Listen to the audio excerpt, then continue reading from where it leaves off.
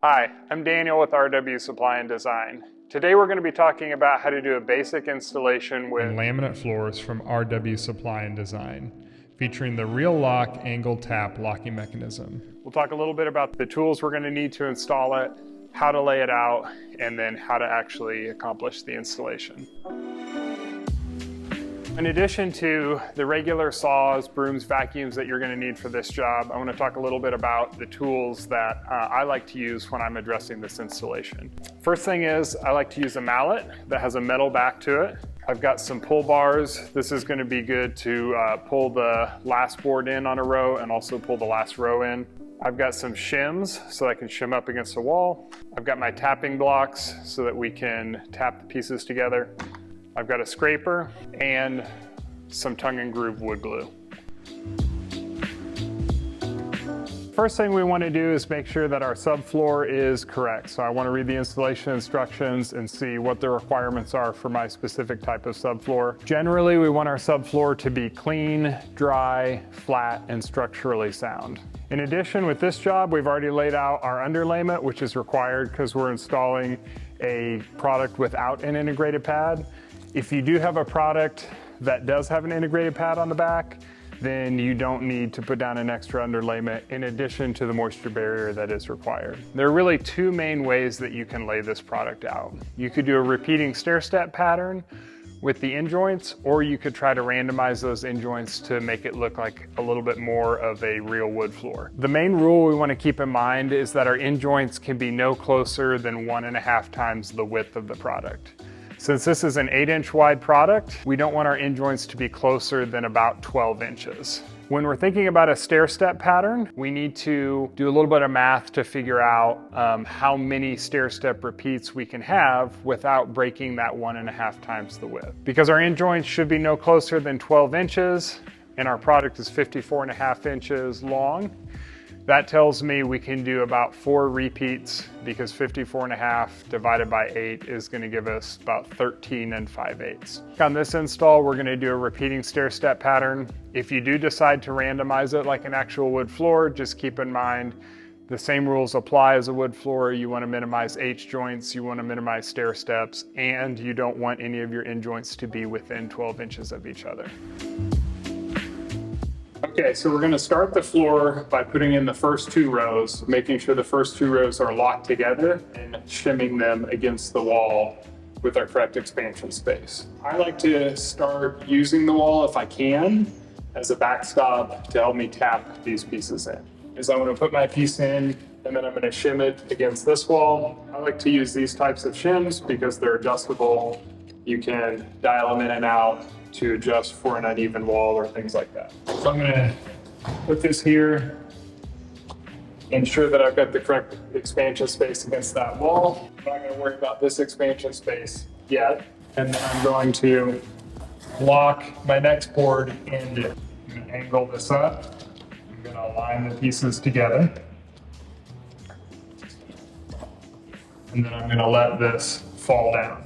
You want to make sure that you have no seam whatsoever in here, which might involve tapping this piece down. Another way that you could start your install, if you don't have a perfectly straight wall to push against, would be to interlock your 2 rows away from the wall like this, and then push those starters into the wall against your shims to keep them solid. We'll want to shim it against the wall and ensure that we have the right expansion.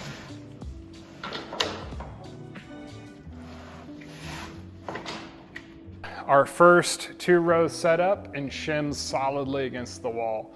We want to make sure that we're good and solid against the wall so that as we put our new boards in, we're not pushing this offline at all. Whenever I start, I make sure that all of my starter pieces are shimmed against the wall so that as I'm hitting the next piece into it, I don't lose my expansion space down here. You don't want to force the piece in and you don't want to hit it too hard to go in. If something's not lining up, then generally there might be some piece of debris in the locking mechanism. The locking mechanism might be broken or something like that. So we're going to use a lot more technique than we are pressure and force to get that to go in. This is an angle tap system, which means we're angling the first long edge in, and then we're gonna tap that piece down so that the end joints lock together.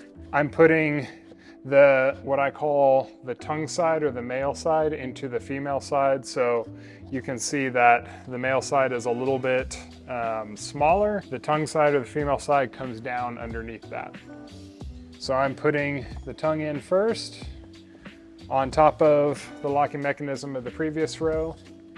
Sometimes I'll slide the board back and forth a little bit just to make sure that I've got that board seated well. I can also look down this edge and make sure that I don't have any gaps in between the two boards. So as I do that and angle that, I now want to pull it just about as far down into this board as I can, but also leave just a little bit of room so that this locking mechanism doesn't prevent the board from folding down correctly. Once that board has been seated on the long edge, it should stick up just a little bit from the subfloor.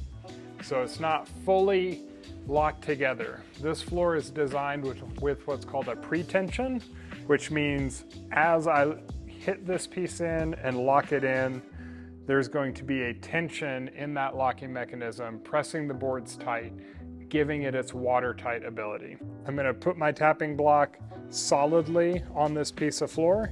I'm gonna push down a little bit and tap in as I'm pushing down and feel the piece fold in.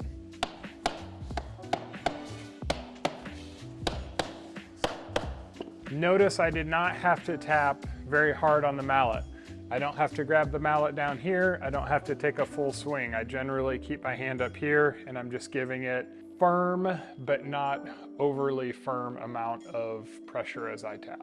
Another thing to highlight is that I keep this hand on the tapping block and I keep the tapping block pushed flush into the floor.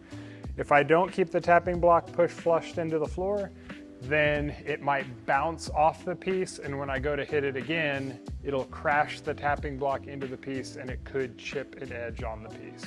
We want to make sure when we're tapping the piece down, the end joints are aligned. If this piece is up above the other piece as we tap it down, the locking mechanisms are not going to seat together. You can do a couple of things to overcome that. You can come back and make sure that it is tapped and flat. The other thing that I do as a technique is put my foot on this while I tap this down. So we have the angle part of our locking mechanism seated along the long side. Now we tap it down into the previous piece.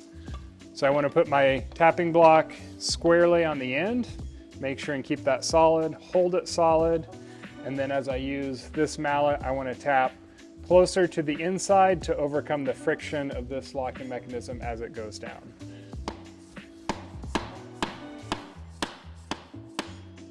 Another tip that I've found that makes this easier is to work with the pieces coming towards you. So as I get far enough away from the wall, I can start from sitting on the floor, take the piece, angle it in towards me, make sure it's adjusted and aligned,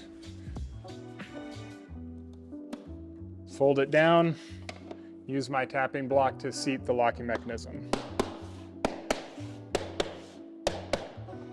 Now that we've got the angle, we'll tap it so that the end joints lock.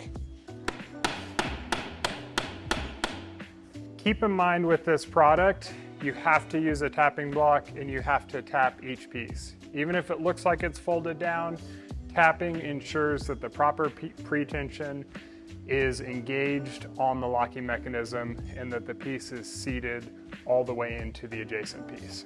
Once we reach our end wall, we're going to use a pull bar to insert between the piece and the wall to tap it down and lock the ends together. The same rules apply as using a tapping block. You want to make sure that it's flush against the piece, it's solidly held, and you're not hitting it too hard so you're not chipping the edge on your end piece. First thing we're doing is we're putting our long edge in angled, tapping block, put this in on the end, make sure it's held solid. There There may be some instances you run into where you're not actually able to angle up the long side of the board as it goes into the adjacent. This may be in an instance where you're going under a radiator, under something else, a cabinet, and you're only able to fit the piece in flat and slide it back. The first thing we're gonna do is we're gonna take a scraper and we're gonna scrape the bottom side of the tongue locking mechanism off of the board.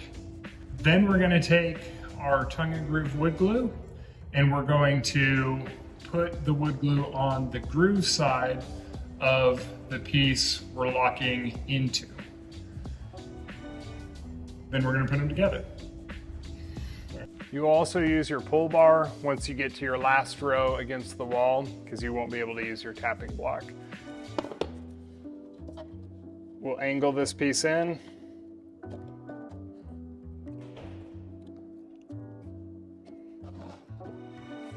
We'll be very careful as we put our pull bar, make sure we're flush.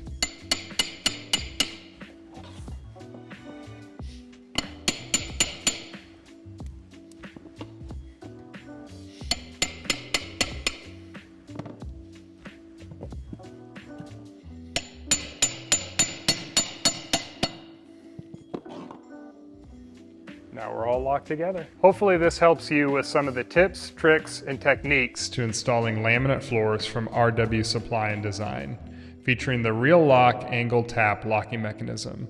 For more information, go to rwsupply.com. Thanks for watching.